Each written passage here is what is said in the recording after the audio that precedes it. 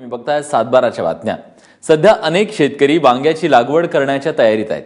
अनेक ठिकाणी वांग्याची रोपं तयार करण्याचं कामही सुरू आहे, तर काही ठिकाणी वांग्याच्या रोपांची लागवड पूर्ण झाली आहे। ज्या शेतकऱ्यांना यंदा वांग्याची लागवड करायची आहे त्यांनी काय काळजी घ्यावी बघूयात हा पीक सल्ला। वांग्याचं पीक सगळ्या प्रकारच्या हवामानात येतं। उन्हाळी वांग्यांच्या उत्पादनासाठी नोव्हेंबर-डिसेंबरमध्ये वांग्याची रोपं तयार करावी आणि लागवडीचं नियोजन करावं। वांग्यासाठी मध्यम ते भारी आणि पाण्याचा उत्तम निचरा होणारी सुपीक जमीन चांगली ठरते। या पिकासाठी दमट हवामान पोषक ठरतं। थंड वातावरणात फळाच्या वाढीवर, गुणवत्तेवर आणि उत्पादनावरती परिणाम होतो। वांग्याच्या लागवडीसाठी कृषी विद्यापीठांनी विकसित केलेलं यशवंत, जयंत, सम्राट, कृष्णा, प्रगती, फुले हरित, अनुराधा, पुसा, पर्पल लॉग, अर्का नवनीत आणि विजय हे वाण उपलब्ध आहेत।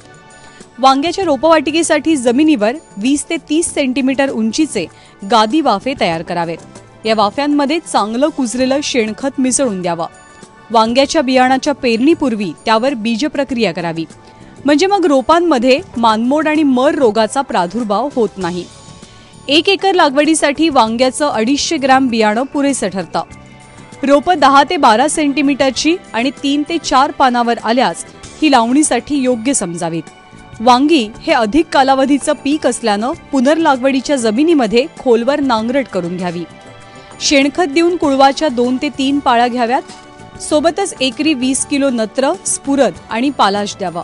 लागवडीनंतर काही दिवसातच पिकात तणांचा प्रादुर्भाव दिसतो, यामुळे पिकाच्या वाढीवर परिणाम होतो। यासाठी खुरपणी आणि कोळपणी करून तण नियंत्रण करावं। खुरपणीच्या वेळी झाडाच्या बुंध्यास मातीचा आधार द्यावा। पाण्याच्या नियोजनासाठी शक्यतो ठिबक सिंचन पद्धतीचा वापर करावा। ब्युरो रिपोर्ट, एबीपी माझा।